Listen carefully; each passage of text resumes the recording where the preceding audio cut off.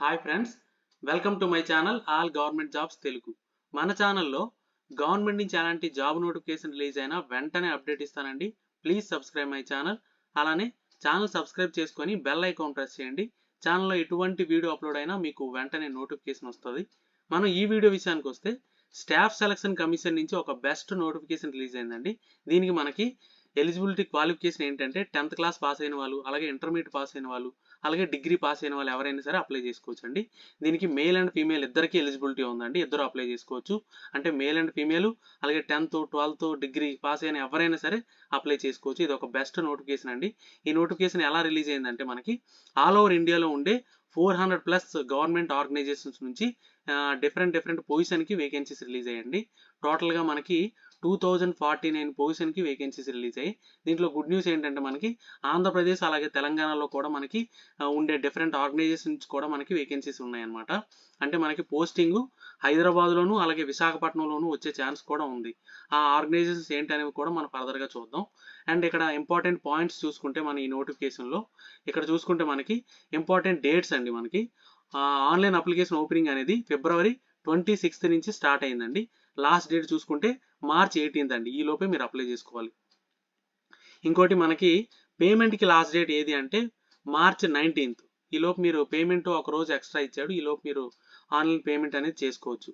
ఇంకోటి మనకి కరెక్షన్స్కి ఒక ఆప్షన్ ఇచ్చాడండి. అంటే మనం ఆన్లైన్లో అప్లై చేసిన తర్వాత ఒకవేళ మనం ఏమైనా అప్లై చేసినప్పుడు ఏమైనా రాంగ్ ఇచ్చాం అనిపిస్తే మనకి అప్లికేషన్ క్లోజింగ్ డేట్ అయిపోయిన తర్వాత మనకు ఒక 2 రోజులు కరెక్షన్స్కి ఎలిజిబిలిటీ ఇచ్చాడనమాట. March 22nd నుంచి 24th వరకు. ఈ కరెక్షన్కి ప్రొసీజర్ ఏంటనేది కూడా ఫర్దర్గా చూద్దాం. ఇంకోటి ఇంపార్టెంట్ ఏంటంటే మనకి ఎగ్జామ్ డేట్ కూడా అనౌన్స్ చేశాడండి. May 6th నుంచి 8th లోపు ఉండొచ్చు అని ఎగ్జామ్ అనేది. ఇది కూడా మనకి ముందే తెలిసింది కాబట్టి ప్రిపరేషన్ అనేది అప్లై చేసి వెంటనే స్టార్ట్ చేస్తే బెటర్. అండ్ ఫర్దర్గా చూసుకుంటే ఏజ్ లిమిట్ అండి. యాక్చువల్గా ఇక్కడ మనకి చెప్పాను కదండి 489 పొజిషన్కి వేకెన్సీస్ రిలీజ్ అయ్యాయని. ఈ ఇచ్చిన ఈ 489 పొజిషన్కి ఈచ్ పొజిషన్కి ఒక్కొక్క మనకి ఏజ్ క్రైటీరియా అనేది ఉందన్నమాట. ఆల్మోస్ట్ మనకి అంటే మినిమం ఏజ్ అనేది 18 ఉండాలి అన్ని పొజిషన్స్కి. మ్యాక్సిమం ఏజ్ అనేది మారుతుంది అనమాట. కొన్ని పొజిషన్లకు 25, అలాగే కొన్ని పొజిషన్లకు 27, 28, 30, 35, 37, 42 ఇయర్స్ వరకు కొన్ని పొజిషన్లకు ఉన్నదనమాట. ఇదిగోండి పొజిషన్కి ఆల్మోస్ట్ ఇక్కడ డేట్ ఆఫ్ బర్త్ కూడా క్లియర్గా మెన్షన్ చేశాడు. అండ్ ఫర్దర్గా చూసుకుంటే proof of date of birth అంటే డేట్ ఆఫ్ బర్త్కి ప్రూఫ్ ఏది ప్రొడ్యూస్ చేయాలనుకుంటే మీరు మెట్రికులేషన్ సర్టిఫికేట్ కానీ సెకండరీ ఎగ్జామినేషన్ సర్టిఫికేట్ కానీ మీరు ప్రొడ్యూస్ చేయాలన్నమాట. అది మాత్రమే వ్యాలిడేషన్ కింద తీసుకుంటాడు డేట్ ఆఫ్ బర్త్కి. అండ్ ఏజ్ రిలాక్సేషన్ కూడా ఇచ్చాడండి. అప్పర్ ఏజ్ రిలాక్సేషన్ అనేది అన్ని గవర్నమెంట్ సర్వీస్కి ఇచ్చినట్టే దీనికి కూడా ఇచ్చాడు. SC STకి 5 years, OBCకి 3 years, అలాగే PWD అన్రిజర్వ్డ్ అయితే 10 years, PWD OBC అయితే 13 years, PWD SC STకి 15 years. అలాగే ఏజ్ రిలాక్సేషన్ ఉంది. అండ్ ఫర్దర్గా చూసుకుంటే క్రూషియల్ డేట్ అండి. మీకు ఇక్కడ ఎగ్జామినేషన్కి అంటే ఎడ్యుకేషన్ క్వాలిఫికేషన్స్కి ఒక డేట్ ఇచ్చాడు, అలాగే మీకు ఏజ్ క్రైటీరియాకి ఒక డేట్ ఇచ్చాడు అనమాట. అంటే మీకు ఫర్ ఎగ్జాంపుల్కి ఒక పొజిషన్కి మనం 18 to 25 years అనుకుందాం అనుకోండి. ఈ మ్యాక్సిమం ఏజ్ మినిమం ఏజ్ ఏ డేట్ లోపు మీకు క్యాలిక్యులేట్ చేస్తారంటే ఏజ్కి మనకి 2024 January 1st ఈ లోపే మీకు మినిమం ఏజ్ ఎక్వైర్ అయి ఉండాలి, మ్యాక్సిమం ఏజ్ దాటకూడదు అనమాట. అలాగే మీకు ఎసెన్షియల్ క్వాలిఫికేషన్స్కి అలాగే ఎక్స్పీరియన్స్కి March 18th అనమాట. అంటే మీకు క్వాలిఫికేషన్ అనేది March 18th లోపు ఎక్వైర్ అయి ఉండాలి. అప్పుడే మీరు అప్లై చేయడానికి అవుతుంది. అండ్ ఫర్దర్గా చూసుకుంటే ఎలా అప్లై చేయాలి అంటే మీకు ssc.go.in ఈ వెబ్సైట్లోకి వెళ్ళి అప్లై చేయాలండి. ఈ వెబ్సైట్ లింక్ అనేది నేను డిస్క్రిప్షన్లో పెట్టాను. అక్కడ నుంచి మీరు డైరెక్ట్గా అప్లై చేసుకోవచ్చు. ఇంకొకటి ఏంటంటే మీకు ఈ అప్లికేషన్లోనే అంటే ఈ నోటిఫికేషన్లో క్లియర్గా మీకు మెన్షన్ చేశాడు అప్లికేషన్ ప్రాసెస్ అంతా. ఈ నోటిఫికేషన్ లింక్ కూడా నేను డిస్క్రిప్షన్లో పెట్టాను. దాని నుంచి మీరు డౌన్లోడ్ చేసి క్లియర్గా చెక్ చేసుకోవచ్చు. అండ్ ఆల్రెడీ మనం చెప్పుకున్నాం కదండి లాస్ట్ డేట్ మనకి March 18th అని. ఇంకోటి ఏంటంటే మీరు ఒక పొజిషన్కి అంటే ఒక కేటగిరీ పొజిషన్కి మీరు ఒక్క అప్లికేషన్ మాత్రమే పెట్టాలన్నమాట. 2-3 అప్లికేషన్స్ అయితే రిజెక్ట్ అయిపోతుంది. ఇంకొక ఇంపార్టెంట్ పాయింట్ ఏంటంటే మీరు అప్లై చేసిన తర్వాత వచ్చిన ప్రింట్అవుట్ ఉంటుంది కదా, అది తీసుకొని దాంతోపాటు మీ డాక్యుమెంట్స్ అని అటాచ్ చేసి సెల్ఫ్ అటాస్టేషన్ చేసి ఆ కాపీ అంతా మీరు ఒక సైడ్ పెట్టి ఉంచాలి. ఎందుకంటే దాని రిక్వైర్మెంట్ మీకు డాక్యుమెంట్ వెరిఫికేషన్ టైంలో ఉంటుంది. అది ఇక్కడ మెన్షన్ చేశాడు. అండ్ ఫర్దర్గా చూసుకుంటే అప్లికేషన్ ఫీజు విషయానికి వస్తే 100 రూపీస్ అండి. 100 రూపీస్ ఆన్లైన్లో పే చేయాలి. మనకి ఎగ్జామ్స్ ఉంది ఎవరెవరికి అంటే ఉమెన్, అలాగే SC ST క్యాండిడేట్స్కి, PWD క్యాండిడేట్స్కి, ఎక్స్ సర్వీస్ మ్యాన్స్కి వీళ్ళందరికీ ఎగ్జామ్స్ ఉంది. మిగిలిన వాళ్ళందరూ మాత్రం 100 రూపీస్ అనేది ఆన్లైన్లో పే చేయాలి. అండ్ ఆన్లైన్ ఫీజు పేమెంట్కి లాస్ట్ డేట్ ఆల్రెడీ చెప్పాం కదండి March 19th. అండ్ ఫర్దర్గా చూసుకుంటే మీకు ఆల్రెడీ చెప్పాను అంటే కరెక్షన్స్కి మనకి కొన్ని డేట్స్ అని ఇచ్చాడని మార్చ్ 22 నుంచి 24 వరకు. ఈ కరెక్షన్కి ప్రొసీజర్ ఏంటంటే మనం కరెక్షన్ ఏదైనా రాంగ్ ఉంది కరెక్ట్ చేయాలనుకుంటే 200 రూపీస్ పే చేయాలండి ఫస్ట్ కరెక్షన్కి. ఒకవేళ 2 కరెక్షన్స్ ఇంకోసారి మీరు అంటే ఫస్ట్ టైం కరెక్షన్ చేసి సబ్మిట్ చేసి సెకండ్ టైం కూడా మీరు మళ్ళీ కరెక్షన్ చేయాలనుకుంటే అప్పుడు 500 రూపీస్ పే చేయాలి. దీనికి ఎగ్జామ్షన్ ఎవరికీ లేదు. ఎవరైతే కరెక్ట్ చేయాలనుకుంటున్నారో ఉమెన్ అయినా, ఎస్సీ ఎస్టీ అయినా, ఓబీసీ అయినా ఎవరైనా సరే మీరు కరెక్షన్కి ఈ ఫీజు అనేది పే చేయాలన్నమాట డెఫినెట్గా. దీనికి కేటగిరీ ఎగ్జామ్స్ అనేది ఏమీ లేదు, అది ఇక్కడ క్లియర్గా మెన్షన్ చేశాడు.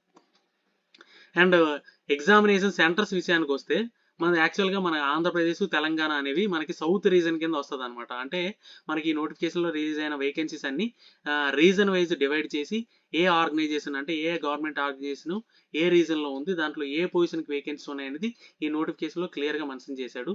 మనం ఈ వీడియో చివరిలో మనకి సౌత్ రీజన్లో ఉండే ఆంధ్రప్రదేశ్ అలాగే తెలంగాణలో ఉండే గవర్నమెంట్ ఆర్గనైజేషన్ నుంచి ఏ పొజిషన్కి వేకెన్సీ రిలీజ్ అయినా కూడా మనం చెక్ చేద్దాం. అండ్ ఎగ్జామినేషన్ సెంటర్స్ విషయానికి వస్తే మనకి ఈ అంటే ఆంధ్రప్రదేశ్, తెలంగాణలో మనకి ఆల్మోస్ట్ 13 సెంటర్స్కి అవైలబిలిటీ ఇచ్చాడనమాట. అవి చూసుకుంటే హైదరాబాదు, కర్నూలు, విజయవాడ, విశాఖపట్నం, చీరాల, గుంటూరు, కాకినాడ, నెల్లూరు, రాజమండ్రి, తిరుపతి, విజయనగరం, అలాగే కరీంనగర్, వరంగల్. మనకు ఆల్మోస్ట్ 13 సెంటర్స్ ఉన్నాయి. మనం సో ఎక్కడికో వెళ్ళి రాయాల్సిన అవసరం లేదు. మన దగ్గరలో ఉండే డిస్ట్రిక్ట్ ఏది ఉంటే అది సెలెక్ట్ చేసుకొని మనం ఎగ్జామ్ రాయొచ్చు అనమాట. ఒక బెస్ట్ ఆపర్చునిటీ ఇది. అండ్ ఫర్దర్గా చూసుకుంటే మీకు స్కీమ్ ఆఫ్ ఎగ్జామినేషన్ అండి. మనకి క్వాలిఫికేషన్ ఆల్రెడీ చెప్పాను కదండి, 10th స్టాండర్డ్, 12th స్టాండర్డ్ అలాగే డిగ్రీ స్టాండర్డ్లో మనకి ఎగ్జామ్ ఉంటాయని. ఇక్కడ ఏంటంటే మనకు కామన్గా అన్ని సబ్జెక్ట్స్ అనేవి సేమ్ అండి. అన్ని పొజిషన్స్కి ఎగ్జామ్ అనేది కామనే. అంటే general intelligence, general awareness, quantitative aptitude, English language, ఈ 4 స్ట్రీమ్ నుంచి ఈ స్ట్రీమ్ 25 క్వశ్చన్స్ ఉంటాయి. అలాగే ఈ స్ట్రీమ్కి 50 మార్క్స్, అంటే ఒక క్వశ్చన్కి 2 మార్క్స్ ఉంటుంది అనమాట. అండ్ నెగిటివ్ మార్కింగ్ కూడా ఉందండి. ఈచ్ రాంగ్ ఆన్సర్కి 0.5 మార్క్ అనేది పోతుంది. అంటే ఎగ్జామ్ ప్యాటర్న్ అనేది సేమ్. అంటే అన్ని పొజిషన్కి ఎగ్జామ్ ప్యాటర్న్ అనేది సేమ్.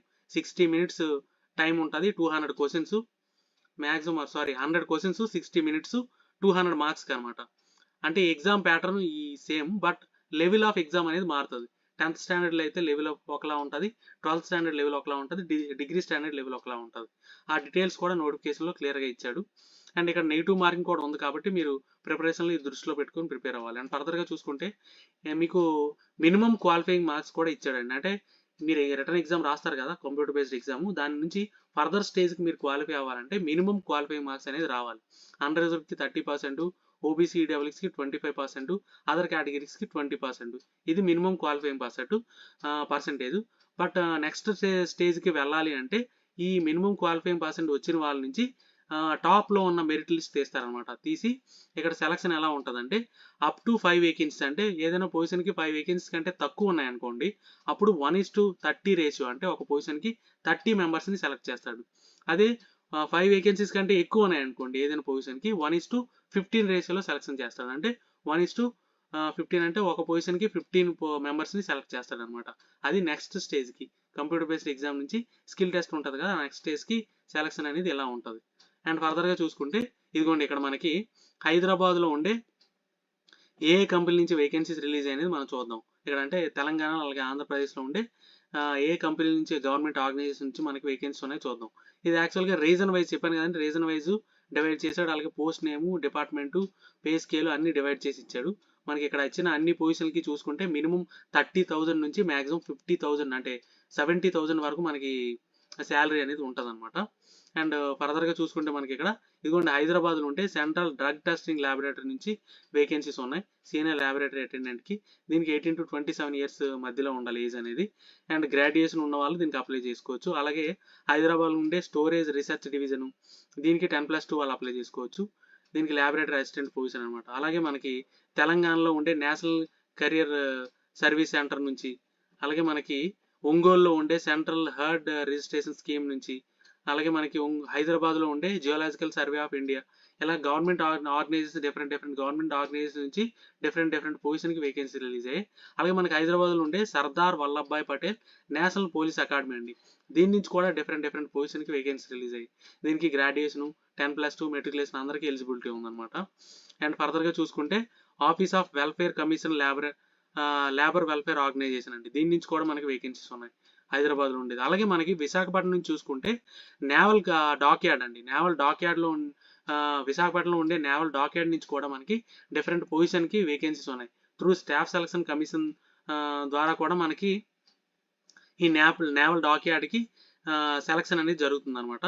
అది కూడా ఇక్కడ దీనికి మెట్రికులేషన్ అలాగే 10+2 వాళ్ళకి కూడా ఎలిజిబిలిటీ ఉందన్నమాట. అండ్ ఫర్దర్గా చూసుకుంటే ఇదిగోండి మనకి టోటల్గా 489 పొజిషన్కి వేకెన్సీస్ ఉన్నాయి.